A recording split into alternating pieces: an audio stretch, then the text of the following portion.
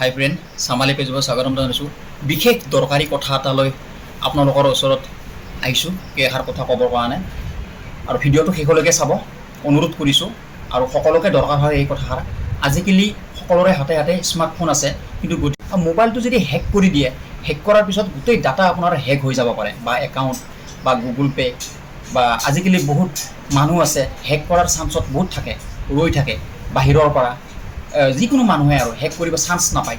সেই তথ্য এটা মই আপোনালোকৰ কিছুমানে এপছ ডাউনলোডিং কৰি কেনে আৰু হেৰি কৰে, সেই ডাউনলোড কৰি তাক মানে নপঢ়ি কেনে একো নপঢ়ে, কিছুমান নপঢ়ি বুজি নলয়, ডাইৰেক্ট মানে চাব খোজে। গতিকে সেইটোত আপোনালোকৰ লছ হ'ব পাৰে।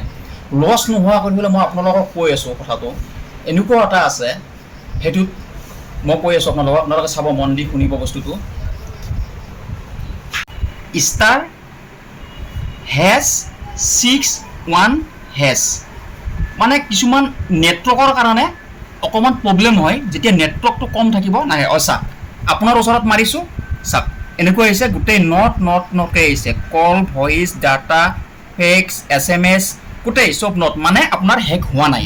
আৰু পিছত শেষৰ ভিডিঅ'ত মই আপোনালোকক আপলোড কৰিম সেই ভিডিঅ'টো।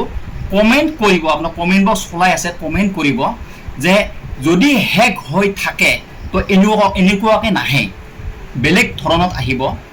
সেই ধৰণটোত কেনেকুৱা কি মাৰিলে গুচাব পাৰি, হেক নোহোৱাকৈ কৰিব পাৰি, তো মই শেষৰ ভিডিঅ'ত নেক্সট ভিডিঅ'ত মই আপলোড কৰিম আৰু জনাম আপোনালোকক। আৰু মাথো আপোনালোকে কমেণ্ট কৰিব। মোবাইল হেক হ'লে কিন্তু সকলো বস্তু হেক হৈ যাব পাৰে আপোনালোকে, সেইটো একদম ভালদৰে চাব লাগিব। মই শেষৰ থেংক ইউ। জয় অসম।